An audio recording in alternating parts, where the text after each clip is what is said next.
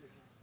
See, you're so clumsy, and that's why. Well, I didn't bring anything, so if I get a healthy meal, then You're like, less of a chance that, well, I mean, later on I'm gonna go to any issue to yeah, destroy it. but like, you didn't, I'm gonna snack is the problem. Yeah.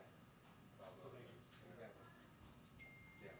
I just try to hold out to midday before I get a Coke or something. So I got a dessert, I'm gonna get that, say, I just put that right in the fridge.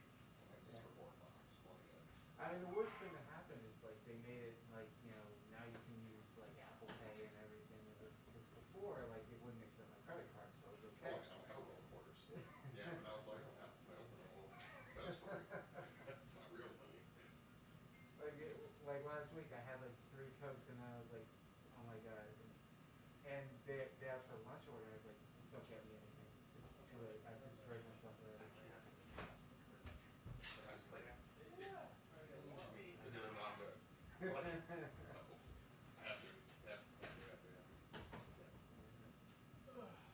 I'm gonna put this in the fridge. Yeah.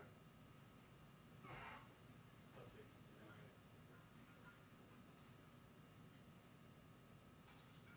Hi everyone, this is Sienna at the White House. You should see our three picture shots. Our hospital is 3 and 4. Additionally, we will be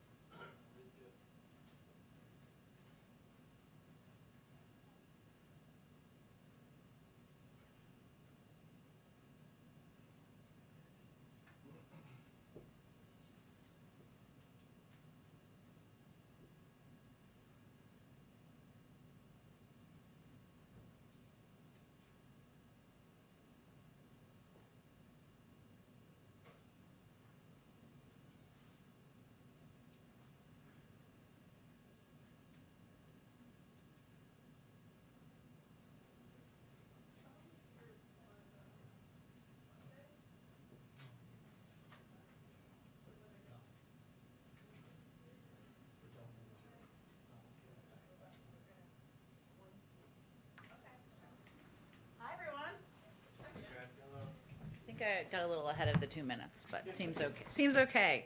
Okay. One item for all of you at the top. The unemployment data released this morning show us reaching the lowest level of new claims since the beginning of the pandemic, and the moving average has been cut by more than a third since President Biden took office just 4 months ago. We know the policies the president has enacted are making a difference. Today's 4-week average of 505,000 new claims is down from 752,000 the week the American Rescue Plan was signed, and badly needed economic relief started getting out of the door to families and communities around the country. Who doesn't love a chart? So here's a little chart of the weekly unemployment claims just to show you all the trend.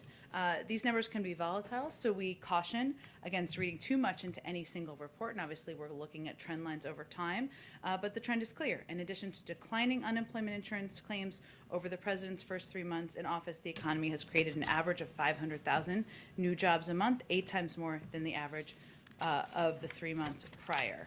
And this is a direct result of President Biden's vision to build our economy from the bottom up and the middle out. With that, Darlene, why don't we kick it off? Thanks, Jen. So on the Middle East, yesterday the White House said the president had spoken to the Prime Minister, called for a significant de-escalation. The Prime Minister in turn said he was going to push forward with the operation in Gaza. So the question is, where does that leave the president and the administration today? And also, what happened yesterday say about his level of influence with the Prime Minister? Well, first let me say, Darlene, that our objective, as we've talked about a bit in here, is to take every step we can through diplomatic channels, through quiet and intensive diplomacy, to bring an end to this conflict. Just to bring us back to a little historical reference here, which I lived through, many of you did as well. Back in 2014, the conflict on the ground went on for 51 days. 51 days. We are at about 10 days now. Now, every day that passes and lives are lost, Palestinian lives, Israeli lives, is a tragedy. But our approach here and our strategic approach here is to continue to communicate directly, stay closely interlocked with the Israelis, with partners on the ground, to do everything we can to bring an end to the conflict. We have seen reports of a move toward a potential ceasefire. That's clearly encouraging. Obviously, we can't get ahead of any agreements that may be brokered.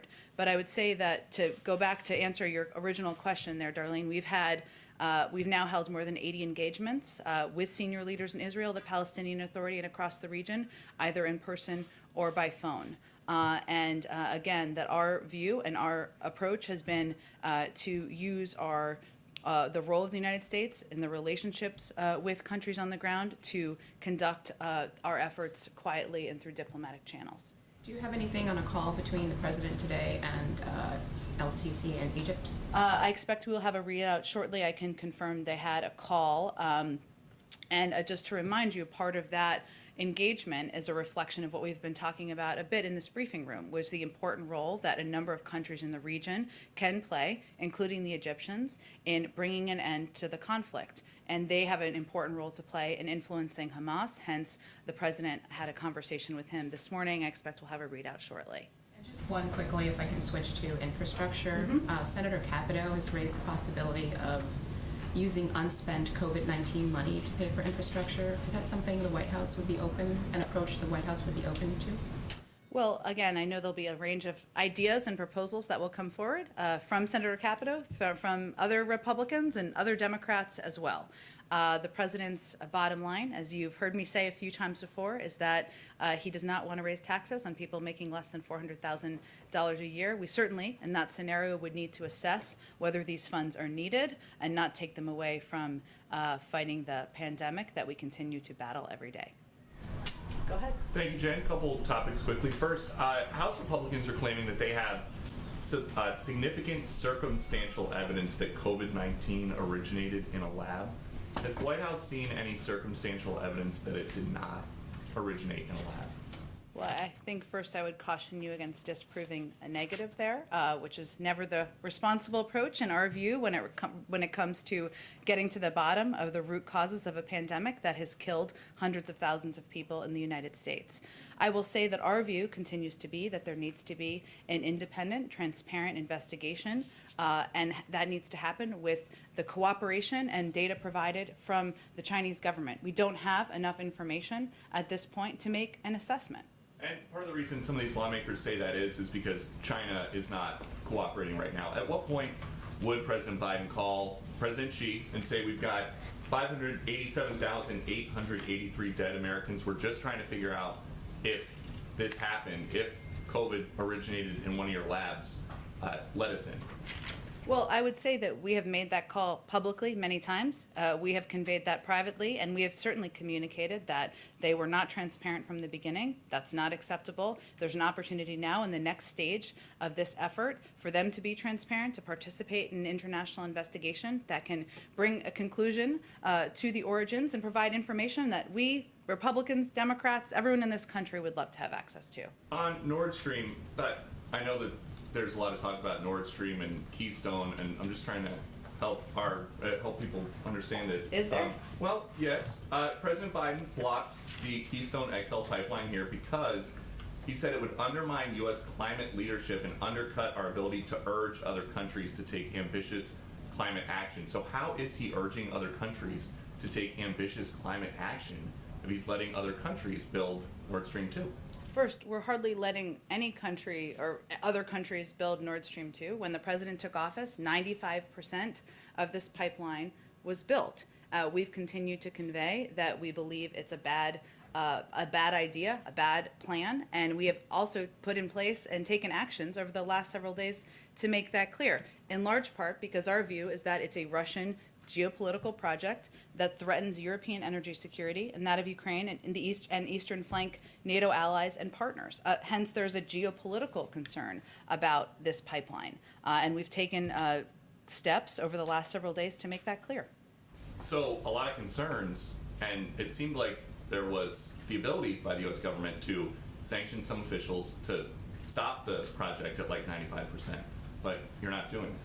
And I'm just wondering, In what way were we're going to be able to stop a project in another country that's had been or make it built more difficult, 95%? make it more difficult with the sanctions on some of these officials involved. Well, we have imposed sanctions on 4 Russian entities, 4 Russian vessels that engaged in sanctionable activities. We've also imposed sanctions on 9 vessels belonging to the Russian government. This is the largest number of entities listed under this act to date. So we have certainly taken significant steps, and we've also made clear in public and private channels our opposition to this plan. And then quickly on Israel, progressives in the House and Senate are hoping to block $735 million worth of weapons to Israel. Would the president ever go along with that? Well, let me first say that the State Department oversees arms sales and any confirmation of those specific details or notifications that may have gone to Congress. So I would let them speak to that specific proposal you're asking about. I will say that we've had a long, abiding security and strategic relationship with Israel that has been certainly the case for decades. As a candidate, though, President Biden boasted that he was the only one in the race who had ever brought world leaders together to solve a major problem. There's a major problem in the Middle East right now. So why aren't the leaders and the people there benefiting from all of his foreign policy experience? Do you not count the 80 engagements we've had with countries around the world, including the president's call with the leader of Egypt, the 4 calls he's had with the Israeli prime minister, and the fact that there have been reports of a ceasefire, a movement toward a ceasefire? I would say, do you not count him telling Benjamin Netanyahu, who he says he's known for a long time, that he wanted that he expected a de-escalation by yesterday, and Netanyahu just ignoring him? Well, first of all, I would say that we are continuing to work toward that, and that we have believed that they are in a position to start winding their operations down. And certainly that is what we've been conveying, and that is what we expect to happen in short order. So, last one. The president says that foreign policy is something he has done his entire life. Mm-hmm. Is it working? I would say that if you look at the fact that the global community believes that America is back, has a seat at the table, that we're going to continue to lead in the efforts to get the climate crisis under control, to lead in the efforts in engagement around the world, certainly bringing about an end to this conflict, but also moving toward diplomacy in as it relates to North Korea, and moving toward a place where the United States returns to the place of being a leader in global forum, as we hope to be at NATO. I would say we're certainly working on changing the tide of the last 4 years. Go ahead. There are decidedly mixed signals coming out of both the Iranians and the Europeans on the chances of a nuclear deal being struck. Can you tell us who's right? Oh, well, I don't know if I'm going to take assess in that exact term, in that exact phrasing, but I will tell you this. We remain engaged as a party in these discussions. Obviously, our discussions, as you know from following this, are through indirect talks through the Europeans. We continue to believe that our efforts as it relates to bringing an end or preventing Iran from acquiring a nuclear weapon need to happen through diplomatic channels. And those talks and engagements are continuing. We always know from having lived through these negotiations before, there will be bumpy roads, there will be different assessments, but we're continuing to work toward progress. On South Korea, the president's seeking to tap into the U.S. vaccine supply as part of his visit. How does the White House view such requests from advanced economies like South Korea? Is there a higher bar? Can you give us some color on those requests? You mean, for clarification, so you mean the president of South Korea is looking to tap into our vaccine supply? We certainly expect that the leaders will discuss ways the United States can support South Korea in its fight against COVID-19, as well as how we can work together to combat the pandemic around the world. And certainly they will raise a range of issues. I know they've noted that this is one that they intend to raise, which is hence why you're asking me about it. I will say that as it relates to the vaccine supply that we've announced, we are going to be sharing with the world. We will look at that and we will make decisions, which are still ongoing, with a couple of criteria in mind: how to do it equitably, how to ensure we're reaching parts of the world that need help the most, how to do it in a way that's fair and has a regional balance. So I don't expect that assessment to be made in advance of tomorrow, but certainly we welcome the opportunity to discuss with them how we can work together to address the global pandemic. One more question on South Korea.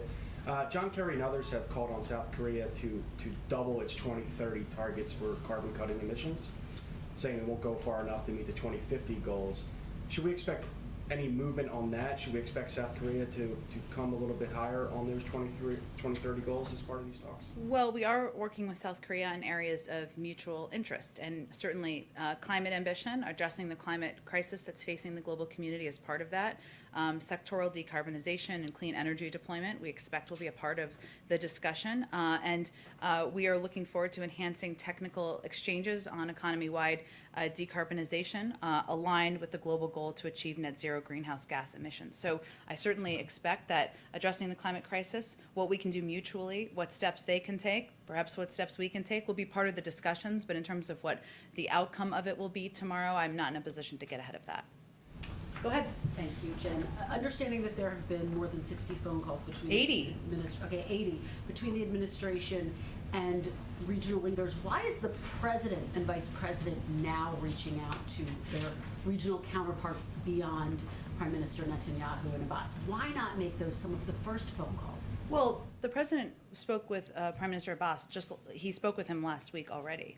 These conversations. I mean, in addition to them. Well, I would say, Kristen, that these conversations have been happening at a very high level. The Secretary of State, other high-level members of the administration, our National Security Advisor. We've read out many of these calls, not every single one, but we've read out many of them as well. And we have felt that those conversations are constructive, that they have been helpful partners in working to bring an end, to get to the point we're at now where we are working to unwind. We're encouraging the unwinding and the end of the conflict on the ground. And there are moments when it's the right moment for the president to have a call directly with a global leader himself. This is one of those moments. Could the president have tried to move forward with this ceasefire earlier if he had started reaching out to LCC and his other partners in the region several days ago? We have been very closely aligned, in touch, and working in lockstep with our partners in the region. That is not required, but Kristen, the way diplomacy works, that does not always require a call from a global leader. We have been working in lockstep with them at still a very high level to bring an end to the violence, bring an end to the conflict on the ground. And they share a desire to do exactly that. And there's no question that their relationship, ability to engage with Hamas ensures that they can play a very powerful and impactful role in this regard. But the reason, let me just say one more point, the reason that we're at this point in terms of the evolving conversations and statements and readouts that we have put out is because the situation on the ground has also evolved, and that those readouts reflect that.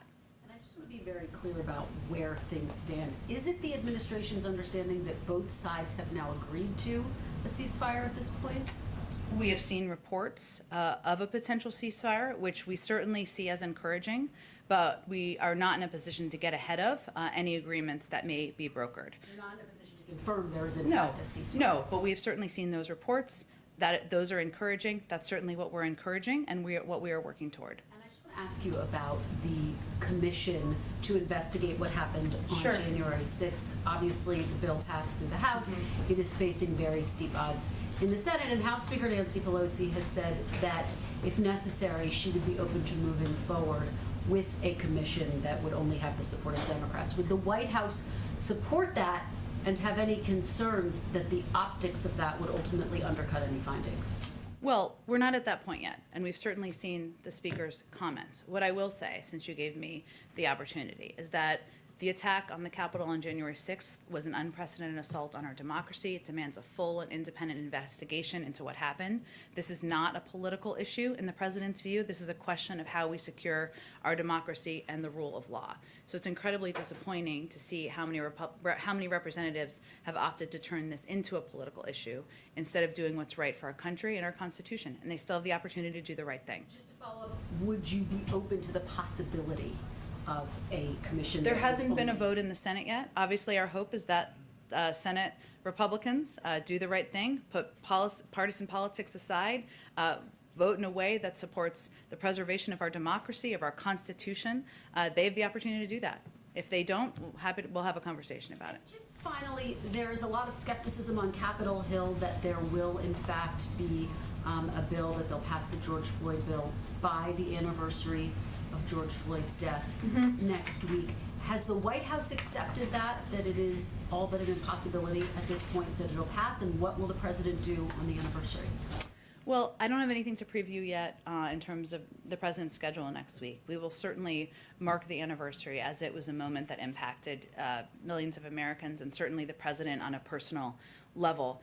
I will say, Kristen, that obviously we are in close touch and we certainly defer to the expectations of the key negotiators here. And I would note that Senator Booker has indicated that there is good energy to the talks. Senator Scott has said that the key for us is to keep making progress. And we certainly support those efforts. The president talked about the George Floyd Justice and Policing Act in his joint session speech, put a marker down because he feels it's important to be bold, to be ambitious. And that's exactly what he feels we're hopefully working toward. Sure, go ahead. So yesterday, President Biden told the Prime Minister that he wanted to see significant de-escalation yesterday and on a path to a ceasefire yesterday. So did he see that significant de-escalation, and does he believe they are on the path to the ceasefire?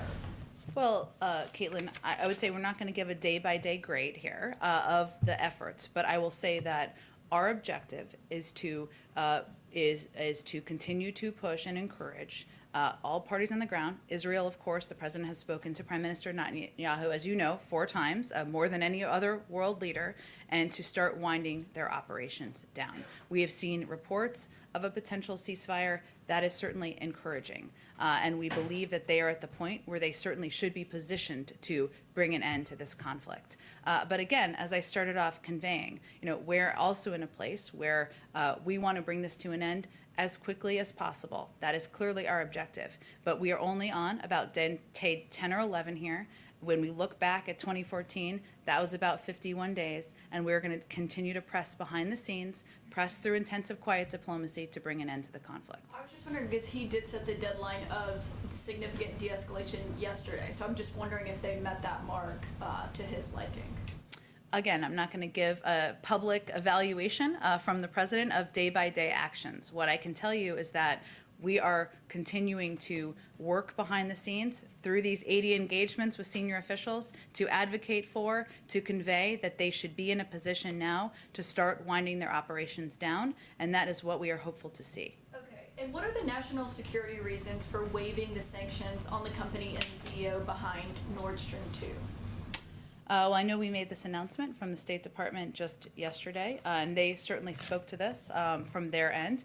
We also put in place a number of sanctions, as you know, on Russian officials and Russians who were engaged in this in the building of Nord Stream 2 to send a clear message that we think that this is a bad deal, that it is a geopolitical plan that we feel puts our eastern flank NATO allies and partners and Ukraine at risk. So that is why we put those in place. But what's the reason for waiving the sanctions? We certainly have an important, vital relationship with leaders in Germany, and we make a range of decisions through a range of global factors. Okay, and my last question, about 15 days ago, I think, Michael Fanone, who is a DC Metropolitan Police officer who was there on January the 6th, was beaten, tased, they stole his badge, suffered a lot of trauma. He says that he still is living through. He says he sent you a letter about 15 days ago talking about the emotional anxiety that he still struggles with on a daily basis and saying it's time to fully recognize the actions of the officers on that day. So I was just wondering if the White House has a response to him.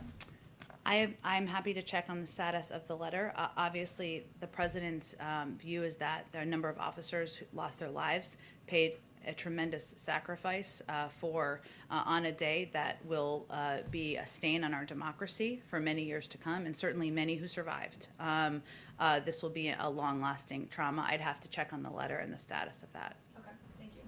Thanks, Jen. You've said a couple times that you believe that the Israelis are in a position to start winding their operations down, and that's what the administration expects to happen in short order. Have the Israelis conveyed that they are going to wind down operations, and can you define short order? What type of timeline are you looking for? Well, I will let them convey what they feel they've accomplished. Our view is we believe the Israelis have achieved significant military objectives that they laid out to achieve in relation to protecting their people and to responding to the thousands of rocket attacks from Hamas. And so that's why, in part, that we feel they are in a position to start winding their operation down. We continue to believe that they have a right to defend themselves, but this is where we see, again, our evolution of what the readouts that we're sending, of what we're conveying, what the president's conveying directly to the prime minister, is also a reflection of what we're seeing on the ground and what our officials who are working in close and lockstep with both Israeli officials, Palestinians, others are also seeing on the ground. So it's a reflection of all of that. But in terms of their assessment of that, I will certainly leave that to them. And obviously our objective is to work toward a ceasefire. So there has not been a message from the Israelis to the administration that they are going to I'm not wind going down. to read out their messages from them. They can do that. I can read out what we are conveying to them. Why is the president not publicly calling for an immediate ceasefire rather than a path to a ceasefire? The de-escalation, not right now, stop this. What is the thinking behind that? I think the president's been clear. He wants to see a wind down of this, of the violence, an end to the violence, and a winding of their operations down as quickly as possible and lead to a ceasefire as quickly as possible. So I don't think he's attempting to mince words there and what he hopes the outcome to be. And are there any consequences if Israel does not show progress toward that de-escalation, toward the path to a ceasefire? Our focus is on getting to a path to a ceasefire and bringing an end to the violence, to the suffering of the Israeli people, the Palestinian people, many people in the region. So I'm not going to get ahead of that to predict consequences. Go ahead. Oh, go ahead, Jenny. Sorry, go ahead. On infrastructure, Senator Capito said that she expects a counteroffer from the White House tomorrow. Can you confirm this is the deadline? Is there a deadline for tomorrow to make a counteroffer? We do expect. We had constructive conversations at a staff level on Tuesday on the Hill with Senator Capito, other ranking members with Steve Borschetti and Louisa Terrell, Secretary Buttigieg, Secretary Raimondo, and we expect those conversations to continue tomorrow. And then on another piece of legislation on the Hill that I know is a priority of yours, the Endless Frontier Act. Obviously, you guys care a lot about semiconductors. It seems like the negotiations have hit a couple hiccups, which is kind of normal. But at what point is the White House getting involved in smoothing this over? Because I know this was supposed to go on a faster track than your infrastructure proposal.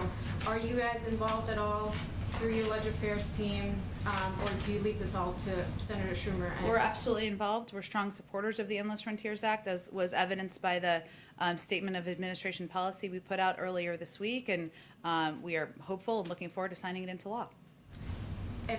Are you behind the scenes pushing to resolve the hiccups that are currently holding up the Our bill? legislative team is closely involved with members and with their staff on moving it forward. And then One last one, also on infrastructure.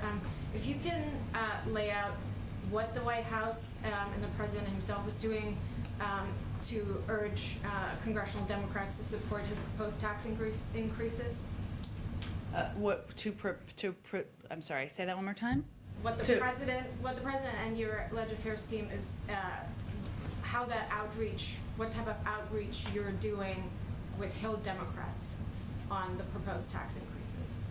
Well, I would say the vast majority of Hill Democrats support raising taxes on the highest income and also on corporations, as do the vast majority of Americans. So I would flip that question around, and really the question we're posing out there is if you don't want to pay for these proposals, these historic investments in infrastructure, these investments in ensuring that we are making our workforce more competitive and rebuilding roads, rails, and bridges around the country, investing in broadband, if you don't want to do it by raising taxes on the top 1%, going back to the tax rates of President George W. Bush, raising them on corporations, many of whom didn't pay any taxes in the last few years, what's your alternative? That's really the question we're asking. Most people in the country and in the Democratic caucus support raising taxes on the highest income and on corporations. Go ahead. Thanks, Jen. On infrastructure, given that there were staff level talks earlier in the week, can you say whether, just give us an idea if the ball's been moved forward, has there been any, movement on maybe the pay fors? You just, talked about the importance of the president's proposal and asking Republicans to submit their own. Did they do that? Is there, how constructive was this, and how much did the ball move from where it had been prior to Tuesday?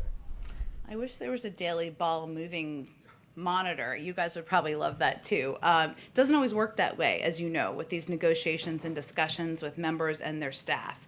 Our team felt they were constructive conversations. There obviously needs to be follow-up, as we fully expected, because negotiations and compromise require many conversations, sometimes back and forth proposals. We expect those to continue tomorrow, those discussions, and we're looking forward to that. But I'm not going to be evaluating kind of the percentage of progress after each meeting. Do you expect the talks with Republicans to continue beyond tomorrow? There are some Democrats on the We'll Hill see. talking about it's time to just move on. Look, the president's view and the view of senior members of this administration is that he was elected. The American people expect him to work with members of both parties, to attempt to work with members of both parties to get business done on their behalf. And he's doing exactly that. So we're looking forward to constructive conversations tomorrow. We'll have to evaluate how those go and what the next step is. But I'm not going to get ahead of the conversations tomorrow. Just ask you one on the 1-6 commission and that hangs Sure. in the balance in the Senate. You said just a few minutes ago that this is a matter of preserving our democracy. If it's that important, is this an issue where the president is going to be lobbying members, picking up the phone, calling Republicans, and perhaps speaking to the country, using the bully pulpit to push lawmakers on this, or is he going to sort of save those calls for other issues? Well, he's made clear what his view is on the mark on our democracy that was January 6th. And he's conveyed that clearly publicly on numerous occasions. I don't think there's any secret about where he stands on the commission. We also put out a statement on administration policy on this as well, just a couple of days ago. And certainly, as he's having discussions with members, if appropriate, he raises a number of issues. But I think it was important for us to convey where we stand in our view that this is an issue, a commission, that shouldn't be viewed through a partisan lens. And we don't think the American people view it that way either. Go ahead. Jen, thanks. The Texas governor yesterday signed an abortion law that bans the procedure at 6 weeks. Yeah. What specifically is the White House looking to do? What specific steps will the White House take to try and protect abortion access? Well, first, as you noted, but for others who haven't followed this as closely, this is the most restrictive measure yet in the nation, and the most restrictive a recent assault on women's fundamental rights under Roe v. Wade. And critical rights continue to come under withering and extreme attack around the country. The President and Vice President are devoted to ensuring that every American has access to health care. Now more than ever, he continues to support the robust agenda he put forward during the campaign to protect women's fundamental rights, including by codifying Roe v. Wade. Obviously, there are some actions that will be through legal processes and through the courts. Those are decisions for the Department of Justice and others to make, but certainly the President supports and believes we should codify Roe v. Wade, and that is his view, regardless of these backward-looking steps that are being taken by states in the country. And Jen, both Pfizer and Moderna CEOs are saying COVID boosters could be needed as early as September. How is the administration preparing for that in terms of contracts with companies? What would that mean for efforts to send shots overseas? Sure. Well, first, we would wait for the FDA to certainly make that official recommendation to the American public.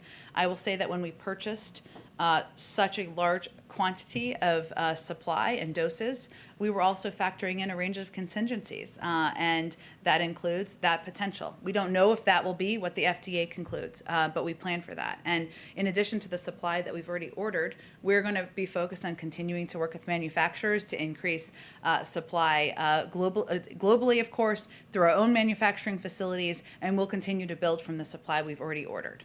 One more really quickly. Last week, 25 members of Congress sent the president a letter asking him to appoint a special envoy to Northern Ireland. Wondering if he has any plans to do that, and if so, what the timing would be. We did see that letter. Certainly, that decision and recommendation would probably be made by the State Department in terms of what is needed on the ground. So I don't have any personnel announcements to convey or a timeline for that. Go ahead. Hi, thanks. Will President Biden press President Moon to join the Indo-Pacific Quad? And if South Korea is not a part of the Quad, does that kind of leave a big hole in your hopes of containing China? Well, the Quad has 4 members, so not to be too mathematical about it, but I would say that that already exists. I would say that South Korea is an incredibly important partner to the United States, hence the president is having one of his first bilats in person with the president of South Korea, and I think that sends a clear message. Now, in terms of working with South Korea to address regional security issues or strategic issues in the region, certainly there'll be an opportunity to talk about that. We expect that North Korea will be a central topic of the discussion, of course, tomorrow, but they also will discuss climate. They will also discuss economic partnership. They will also discuss China. And those will all be a part of this bilateral conversation and meeting tomorrow. But in terms of like a full-fledged membership, I know you'd have to rename it. Is that going to come up? Is the president going to push for that? Look, I think that South Koreans may bring up a range of issues, of course, but I'm just framing for you what we expect the focus of the discussions to be about. And I would also convey that there are a range of forums and formats through the international community where the U.S. works with a range of countries, where we may work with, of course, Japan and South Korea on a range of issues. That there's been a history of that through trilateral cooperation, as you know.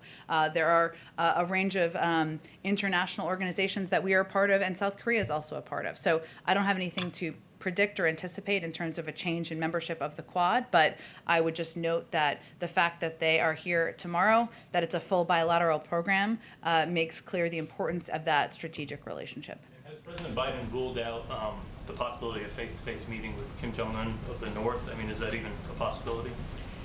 I don't expect that to be top on his agenda. And just one quick one on taxes. Do you have any fears that the new IRS enforcement plan might create some political blowback, some wariness in the public, just the idea, oh, the tax man's coming, I might face an audit? What should people know about that? Well, I think it's one of the reasons that we want to be absolutely clear that what additional enforcement from the IRS would be focused on are people who are not paying their fair share. That is not hardworking middle-class Americans who are, working hard, paying taxes, putting food on the table. There are a range of other entities that are less likely to pay their fair share of taxes. So we will be, continue to be absolutely clear about that. Lower middle class Americans are, for the most part across the board, compliant with their tax obligations. But there are cases where corporations are not paying their fair share, and they're able to play by their own rules, paying half or less than what they owe. And that's really what the focus is. Go ahead in the back. Thank you, Jen. On taxes again, the president has called on the wealthy to pay their fair share. I'm wondering if the president would like to see reforms to the way that S corporations are treated, given that the Obama administration said that those corporate structures could sometimes be used as loopholes, and yet President Biden, between 2017 and 2020, used an S corporation, according to his tax returns and reporting in Bloomberg, to avoid paying nearly $500,000 in self-employment taxes. Well, I will say first that he received no income from Celtic Capri in 2020, which is the S Corp, and it's dormant, and it will not be engaging in any business other than to receive potential royalties, which would relate to books he has already written. And of course, as you know, you only know about this because the president released his tax returns, which has long been historic precedent, even if it wasn't over the last several years. In terms of additional tax reform proposals, I don't have any to announce for you today. I would note that the president paid a higher rate than most high-income individuals and most corporations around the country. Very good. And then another one with regards to the question of what's happening currently in the Middle East.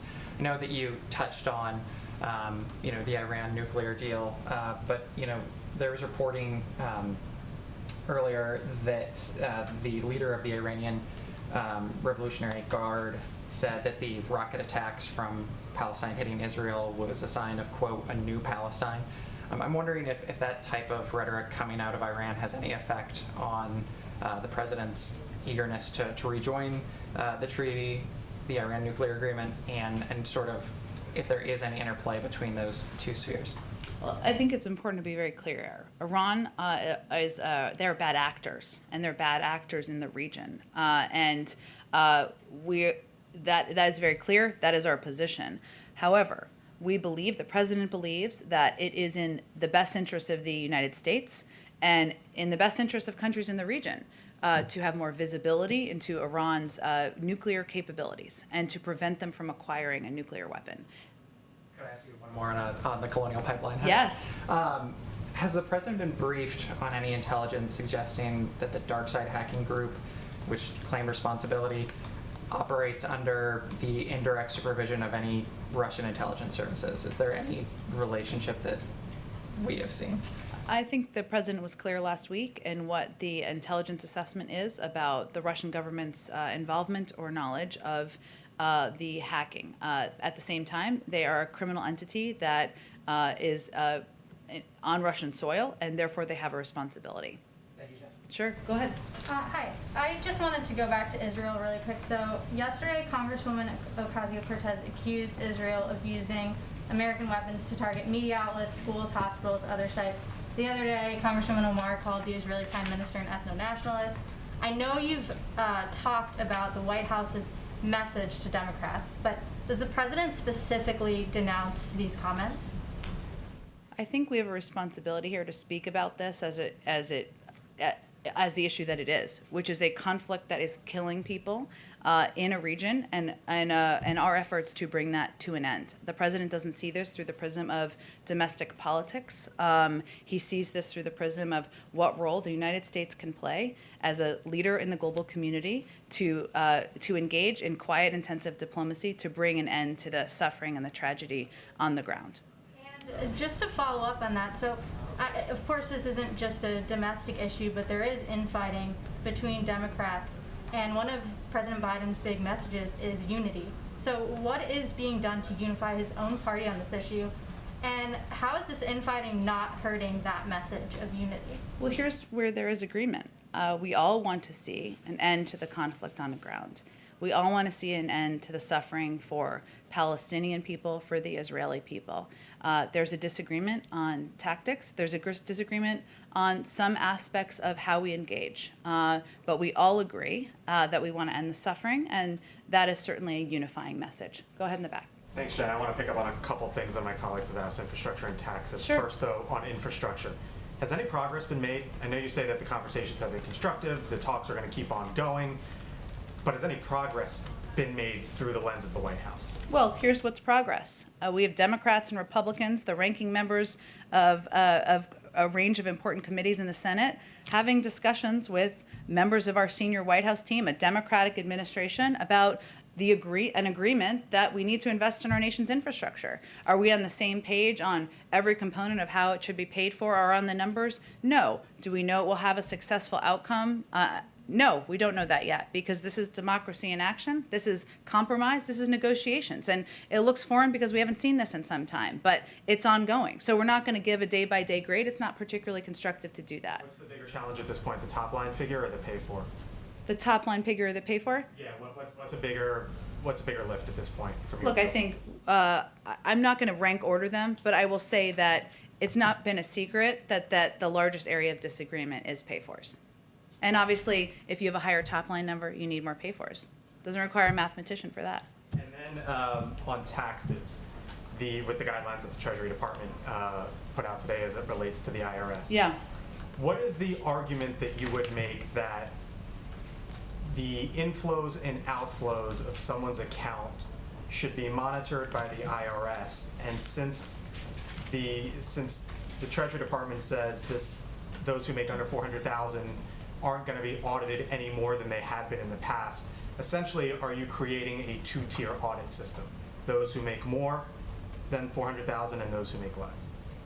Well, I would say that lower and middle income Americans who are working hard, getting their paychecks, are not typically the issue at hand here. And what the tax compliance report conveyed today is that, or confirmed today, I should say, is that it's past time to reform our broken tax system, that teachers, firefighters, nurses, and other hardworking Americans, they report their income, they pay required taxes. Wealthiest Americans and corporations, because they often operate under different tax systems, it already is a system that is living in two Americas, they're able to pay lower tax rates. That's not fair. That's basically what the president is conveying. I guess what would you say to the person who does well, pays their taxes, and just doesn't want the government seeing the outflows and inflows? They pay by the book, and they say, hey, I don't think this is right. Well, again, I think what our focus is on here is ensuring that any American pays the taxes that they are owed. And if they are paying the taxes that they are owed, then they have little to worry about. But there's no question that given that for the last 10 years, the IRS has been repeatedly underfunded, currently has 20,000 fewer staff, including fewer enforcement staff than it did a decade ago, that proposals like the president's proposal to increase a 10% increase in funding for the IRS that would largely be used to strengthen enforcement on wealthy and corporate tax filers and help ensure those at the top pay their fair share is certainly something that I think the vast majority of Americans would feel is fair and effective. Go ahead. Thank you, Jen. I'm going to bring you back to the Middle East. Two questions. The UN chief just said, and I'm quoting him, if there is a hell on earth, it is the life of Palestinian children in Gaza. So far, 65 children have been killed, 40 women. In total, 230 civilians, 50,000 people have been displaced. Since this administration put human rights protection as the forefront of your foreign policy, why can't you do more to protect the life of Palestinian children and exert more pressure on one of your closest allies, which is Israel, to avoid killing children? Well, I would say that what our effort has been focused on, Nadia, is conveying behind the scenes that certainly while Israel has a right to defend itself, that it is time now to bring an end to this conflict, that there has been too much suffering, too much tragedy, every life lost, every one of these children who has lost their life, every family that has had to mourn the life of a loved one is certainly too many. We have certainly had a shift in our approach as it relates to our engagement with the Palestinians from the last administration, including the fact that the consulate was closed. They had ended assistance to UNRWA and during the last administration, and they did not have that open line of communication engagement. They'd also ended humanitarian assistance and security assistance to the Palestinians, which we have resumed. So we have certainly taken a different approach, and we believe our role here can be playing a role behind the scenes, conveying that it's time to bring an end to the conflict. And on Iran, talks from Vienna is indicating that by next round, Iran might come into compliance and the U.S. might lift the sanction. Do you consider that June 18th, which is the day of the Iranian election and it's the end of Iran commitment to the IAEA, is the deadline for the White House to trying to achieve something? Well, I'm not going to set new deadlines today. I'm sure that won't surprise you. There are certainly political factors that are factors for countries like Iran that are key parties in these discussions and negotiations. Our, of course, goal is to mutually return to compliance with the JCPOA, and we would be prepared to lift the sanctions necessary for our JCPOA compliance only if Iran were prepared to return its nuclear program to its JCPOA status. We will see where we get, but that is our bottom line. Thanks, everyone.